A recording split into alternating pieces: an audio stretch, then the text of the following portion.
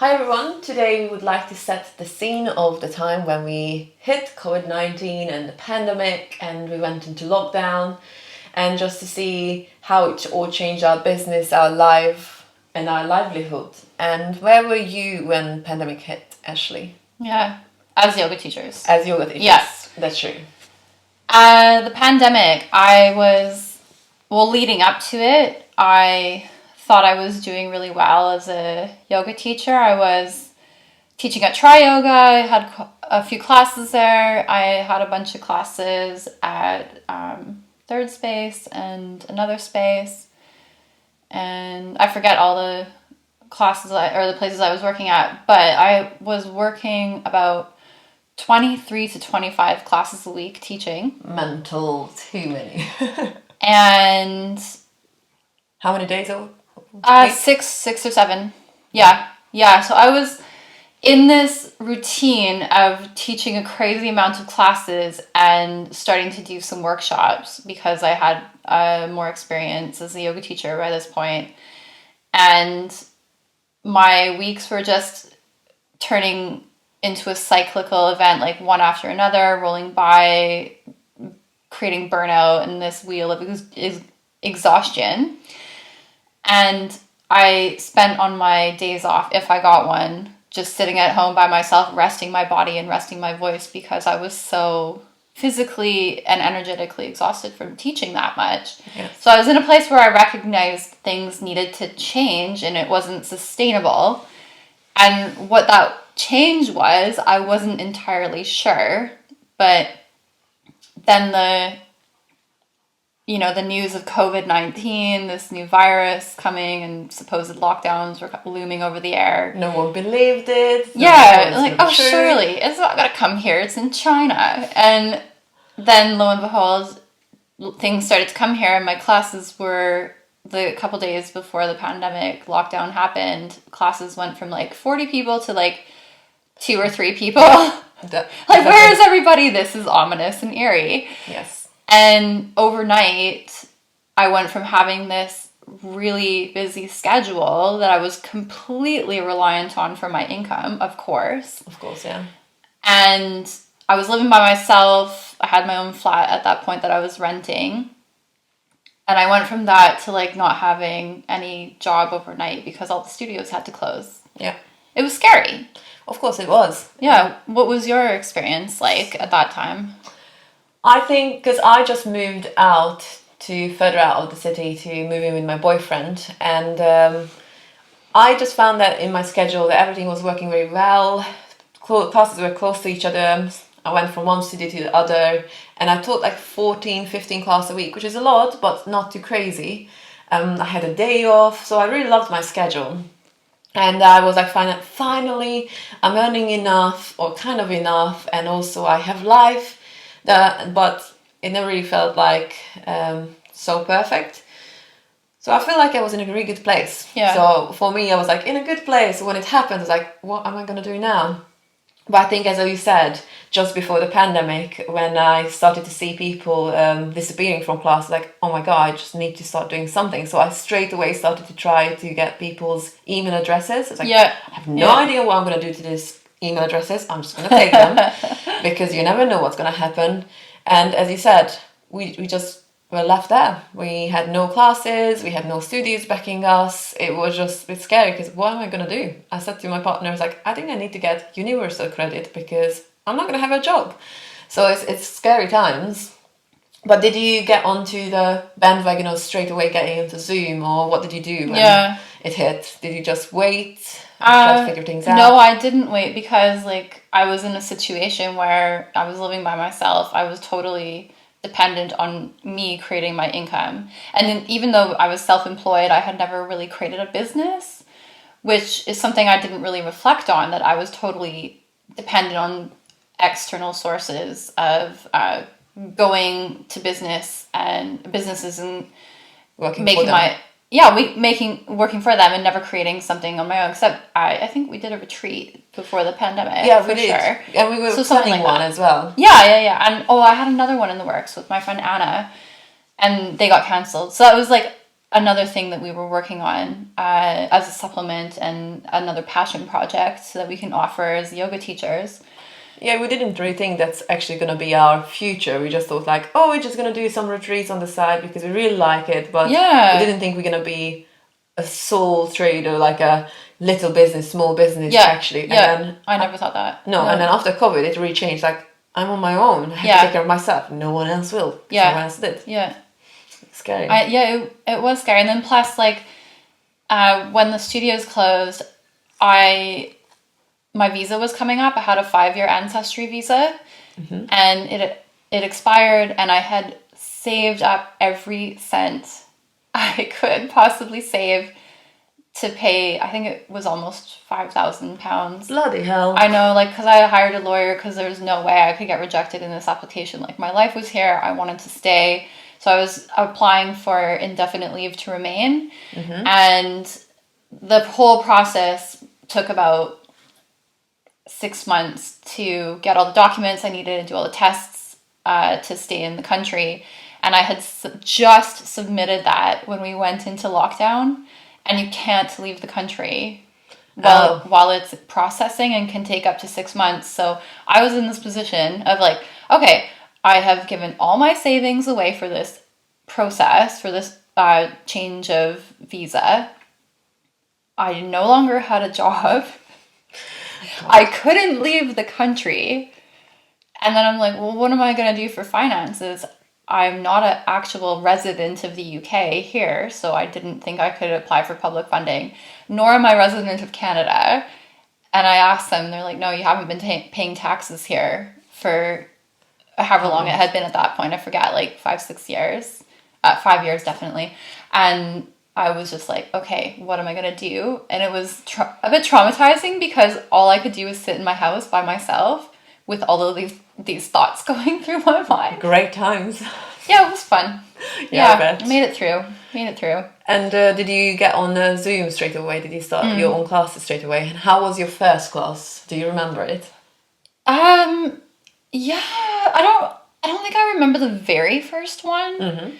But what was really nice is that all the yoga teachers were in the same scenario. So we were all on WhatsApp groups, like helping each other get set up. I think there's this thing called Zoom. I've never heard of Zoom that we can use for video conferencing. I think that's what I'm going to do. Are you going to do that? How are you taking payment? Oh, PayPal. So it was very old school, like emails. I barely used my computer. I had this old 11-inch Air MacBook Air. Yes. And the screen resolution was not very good, and that was my lifeline to the world at that moment in time. And turning to Zoom was actually really great because I was only then teaching 1 or 2 classes a day at home. Luxury. Yeah. And then people who knew me, I was like you, I had been gathering email lists for years, not really doing anything with it, but I had that. Oh, I haven't collected for years. I collected for days. Oh, days. Oh my gosh. Yeah, I don't even remember why I started collecting email addresses, but I think somebody probably told me to, and I did. And that was my new job. Yeah. Sending out Zoom links and teaching a couple times a day. And then I'm like, oh, I already, my body doesn't hurt. My voice doesn't hurt. I have all this time. What is time? Yeah.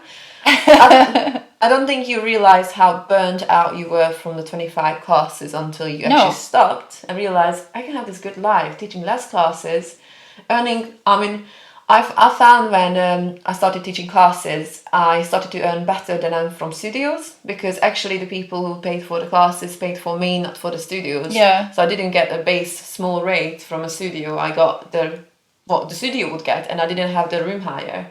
But I do remember that I was so afraid because I decided to teach my rocket class, which is 90 minutes. It was on Saturdays because lockdown just happened overnight for that. Yeah. So I was like, this is a good opportunity for me to teach a class because all those people, I'm sure they would come. Yeah. And then I had so many people coming to that class, and I was really afraid I won't be able to demonstrate a 90 minutes rocket class because it's mental. It's like teaching and talking. So I asked this friend of mine who is a teacher as well. I was like, can you come over? You will demonstrate and I will talk through it because I'm really afraid I can't. And it was good for her because at least she's like, I figure out what we're going to do. None of us knew what we're going to do.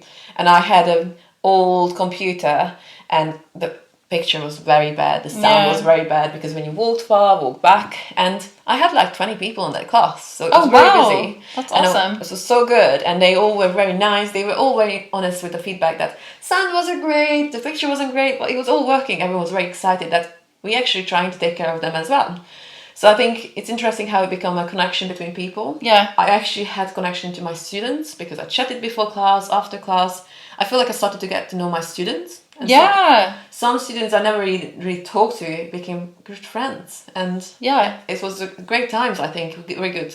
And as you said, teaching 7 classes a week and then having time for yourself, I felt 7 days a week. Oh, well. 25. I know, but after in Zoom, when you had just Zoom, I only taught 7 classes a week. Oh, okay. Sorry. So I was just like going from 14 or 25 classes, you went down to 7, 9. It's just so nice, so easy, so calm. Energy settled. It was good times. Yeah. Well, I mean, and it was so invaluable for me, like for my mental health, to have that something to do in my schedule because I'm a busybody person and I like having, a lot of things to do in the day. I'm very aware that I can easily overdo it, and I often do, but I'm just that personality type. Yeah. And when I went from literally so busy to nothing, sitting at home, it's a lot to take in, especially when I didn't have any family support here. I was living by myself, and so those classes were such a mental health lifesaver for me. And exactly like you said, you build stronger connections with your students because we're all in this weird situation together and we're bonding and holding space for each other. Like I'm holding space for them. Them showing up makes me feel, I can still provide something.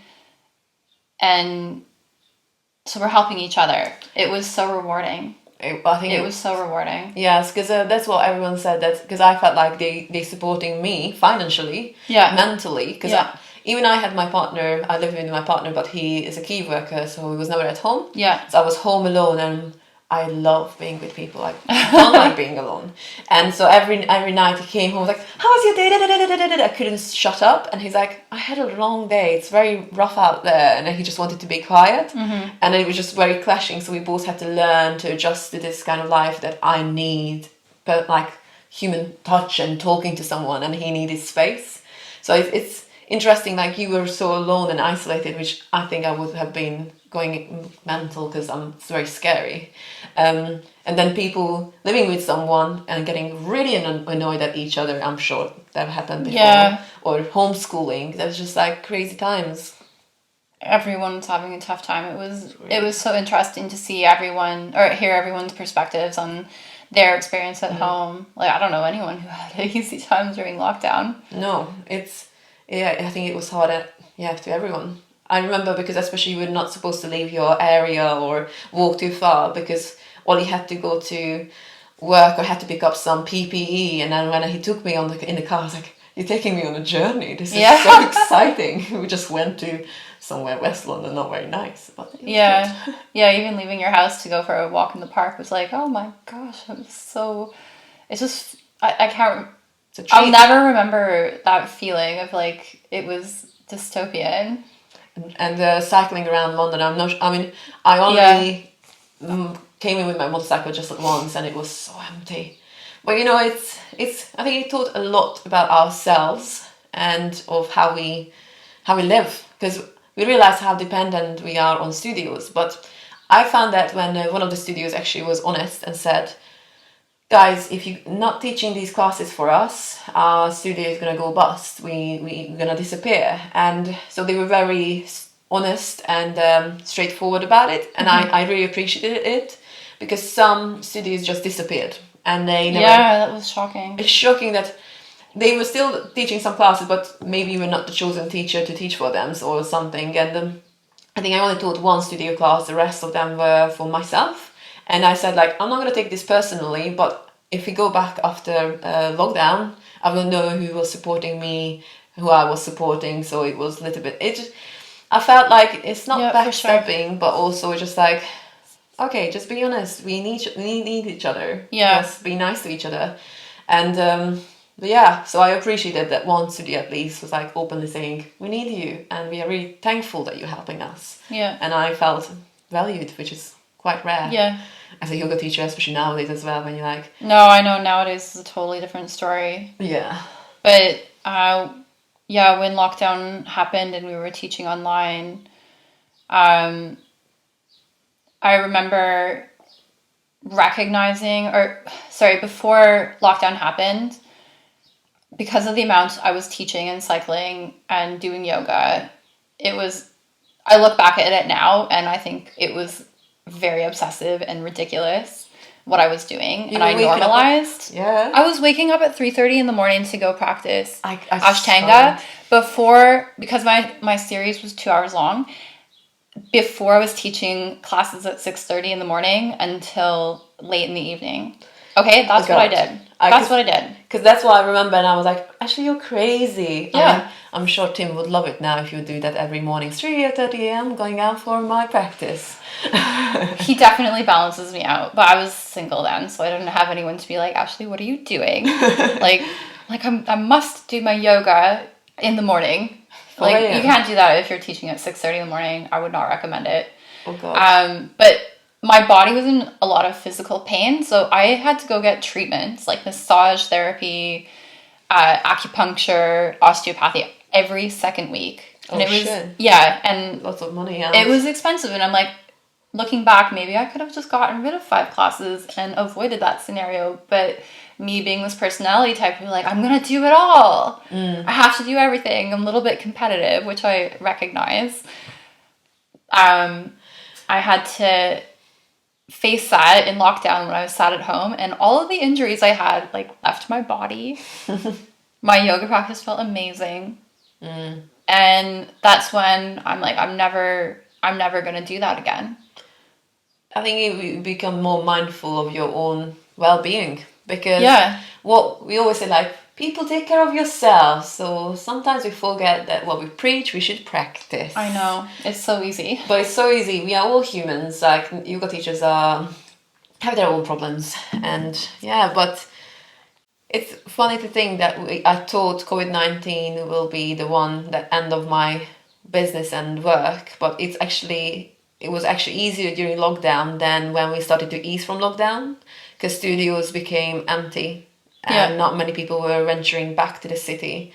And I do find it was harder when we were in limbo of lockdowns, no lockdowns. Not many people came back to the city, so studios were empty. So I think that was a scary time, actually, when we... Yeah, the uncertainty. Coming out of lockdown. So, but that's why we are here where we are today, trying to find different ways of connecting with people, reaching people, because... we have to reinvent ourselves a couple times, and that's what we are doing now. So I guess we will be trying to talk about more yoga stuff. What's the landscape after the pandemic for teaching yoga? What we've learned through lockdown is, well, for me personally, I need to make my life and work more sustainable and balanced, because I told you I was working 6 or 7 days a week. I never had a personal life at all, and that was very obvious when I was at home by myself. I'm like, wow, I have no family. I don't have a boyfriend. My friends I'm not super close with. I just see people here and there. Do you know what I mean? Yeah. Most of my friends were people that I saw in classes, and then those classes were taken away. So I'm like, oh, I actually never made plans to ever hang out with them. We just met up in that class, and now I don't have that. So your work was lonely. The work was life, and then that was gone. So coming through the lockdowns and cycle, like you said, of uncertainty through the lockdowns was very difficult. We made it through, obviously. I don't know. I do know how. Looking back, it's kind of amazing. That we we managed to get through that. Like, we didn't have a choice, obviously, and we have our yoga practices to help us, but that's when they really need to come into play, is when you're going through those difficult times. Yeah. Like, I'm going to turn to my practice. I'm going to turn inwards and work on healing myself again and taking care of myself and grounding myself, because I need to do that to be an effective human being for anybody else. Yes. And just to get myself through this process of constant change and uncertainty, which is what yoga teaches you, to be more resilient. But that's why I think people also need to understand that if you go through a change, or you solve your problems in a way, or you feel a little bit balanced, it doesn't mean it's going to stay forever. But it's ebbs and flows of life. And even we taught all this, and we went through a big breakthroughs throughout our teacher trainings. We have to go through again and again, every couple of years, 6 months, because life is like that. It's throwing you challenges, and it's how you face it and how you turn back to your true self, your practice, what you all know that you should be doing to take care of yourself better, so you can take care of others. Yeah. So if there's any teachers listening to this, take care of your own practice. You need it. Yes. You need it so you can help others and keep teaching and spread the yoga. Yeah, to everybody, because we need to have our cup filled up to be able to give. Yes. And honestly, you know that, because if you're just giving, you get so burnt out. Yeah. And that's why I notice when I'm doing too many classes and I start to get annoyed on different things on classes, and when I know this is not them, it's all coming from me being tired and I need to take time off. Yeah. But we learn every day. Yeah. You recognize that, and then what do you do? Well, usually I have to take some time off. I have to get away, and because I love teaching, but then I have to take some days off, and I don't think about yoga, not even my sequence. Sometimes I don't even practice yoga then, because it just reminds me of work. Since I've become a teacher, I found my practice changed. Sometimes I do less physical, like getting on my mat and moving, and I actually do more mindfulness, meditation, rather than always sweating. But I think it's always sort of changes with your life and life cycles. Absolutely. But yes. Yeah. But yeah. Thank you for listening for our pandemic special. Yeah, thanks guys. Because it's not over just yet.